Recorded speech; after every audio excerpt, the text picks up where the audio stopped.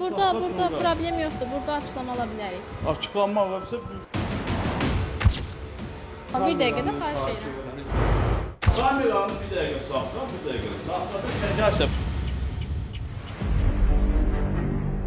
Qaynar xəttimizə daxil olan müraciətdə vətəndaş iddia eləyir ki, bu klinikada özünü plastik cərrah kimi təqdim eləyən Nihad Aslanov adlı həkim çalışır. Amma onun tibb sahəsi üzrə heç bir təhsili yoxdur. Təxminən 2 ay əvvəl analitik ekspertiza mərkəzi tərəfindən klinikada yoxlama aparılıb və Nihad Aslanovun işinə son verildiyi iddia olunur. Amma son vaxtlar həmin şəxs yenidən Mayomed klinikasında pasiyent qəbul eləyir. Həqiqəti aşkara çıxartmaq üçün əvvəlcə əməkdaşlarımızdan biri ilə həkimin qəbuluna yazıldıq. Bizə vaxt təyin etdi. Qeyd olunan saatda qəbulunda olduq.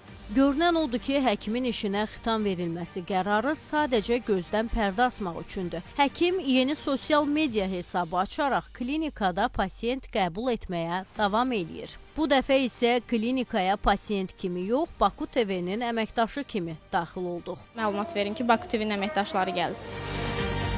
Rəhbərliyə məlumat verilən kimi bizi qarşılayan və özünü təqdim etmədən otağına dəvət eləyən əməkdaş şikayətin həqiqəti əks etdirmədiyini və Nihad Aslanovun klinikada çalışmadığını dedi. Nihad bəy Neft və Sənaye Universitetini bitirib, tibbi təhsili yoxdur. Nihad bəy 4-5 ay bundan qabaq bizdən işdən aralanıbdır. Aha. Nihad bəy adlı bizim bir dəqiqə işçimiz yoxdur. Yoxdur hazırda Nihad Aslan. Bizdə bir adam yoxdur bacım. Axı biz az öncə onun qəbulundaydıq. Kimin qəbulu? Nihad Aslanovun. Nədir Nihad Aslan? Yuxarıda 4-cü mərtəbə 403-cü otaq. Mən öyrənib sizə deyərəm. Görüntülər var, istəyirsiniz sizə göstərim. Buyurun. Təbii ki. Baxın, zəhmət olmasın. Bu Nihad bəydir. Pasiyent də bizim əməkdaşımızdır. Prosedur icra edirdi. Və mən danışıb gəlmişəm.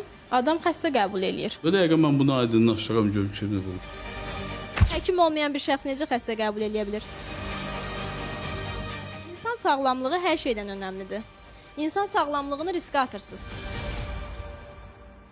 Məsələni aydınlaşdırmaq üçün Səhiyyə Nazirliyinə sorğu yolladıq. Qurumdansa cavab belə oldu.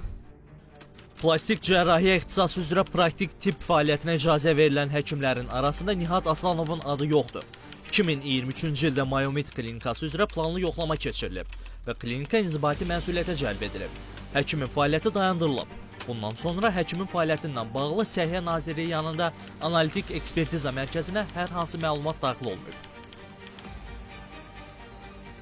Amma apardığımız müşahidələr bunun əksini deyir. Nihad Aslanov bu klinikada öz işini gizli yolla davam etdirir. Rəhbərlik isə özünü hər şeydən xəbərsiz göstərir.